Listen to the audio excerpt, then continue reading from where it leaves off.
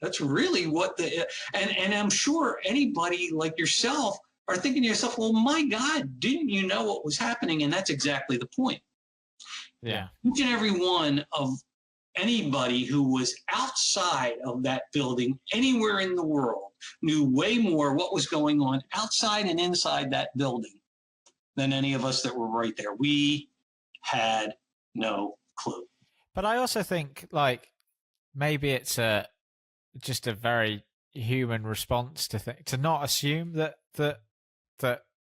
well, like, you know, nothing on the scale of what happened that day had happened anyway, right? But like, even as, you know, obviously not the same, but as small as, you know, when the fire alarm goes off in this building, because I live in a, you know, there's about 5 or 6 flats in this building.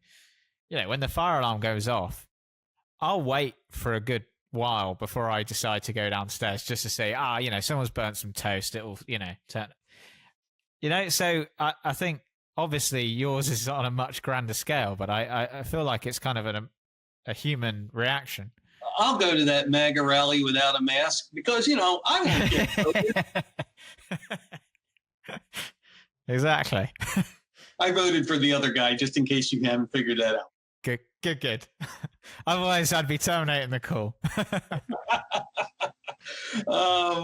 Yeah, I mean, very, very normal. Very, very normal.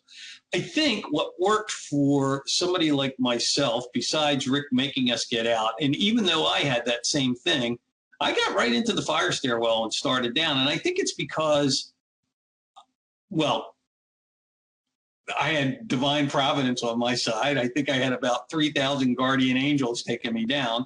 But I also had a level of common sense to say, I'm in the fire insurance business. So how ironic is that, right? If there's something wrong, don't stay there, okay? Just move. Don't ask any questions. Just move.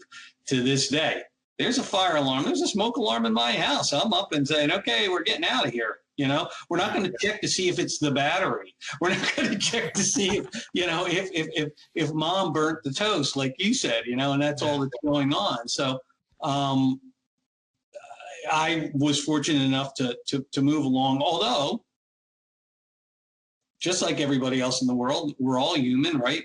Got down to the 90th floor as we're walking down. The fire stairwell door at 90 is propped open. Shouldn't have been, but it was propped open to go out onto the 90th floor. And everybody's filing out of the fire stairwell and onto the 90th floor. I'm in the fire insurance business. I know better, like I said, right? I followed everybody out. I didn't know if I had to switch to another fire stairwell. I didn't know exactly what the way the building was made up. I can tell you that when I got out there and looked out the windows, it was the worst 30, 40 seconds of my life.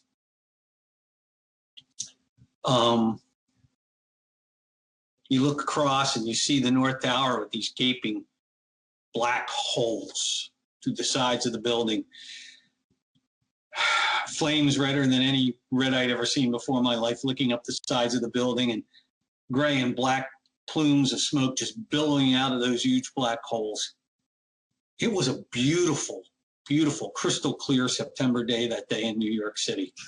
And the first thing I remember is I'm looking through those huge black holes, through that smoke, through that fire, and I'm seeing pieces of the fuselage of a large plane lodged inside the other building. And I'm thinking to myself, my God, it's a beautiful day. How did this pilot not see this building? How did he miss?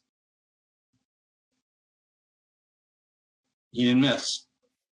So at that point, you're thinking, how did he miss? You're still thinking this is a monumental cock up by a pilot at this point. Yep. Never giving any thought to the fact that this would have been something on purpose.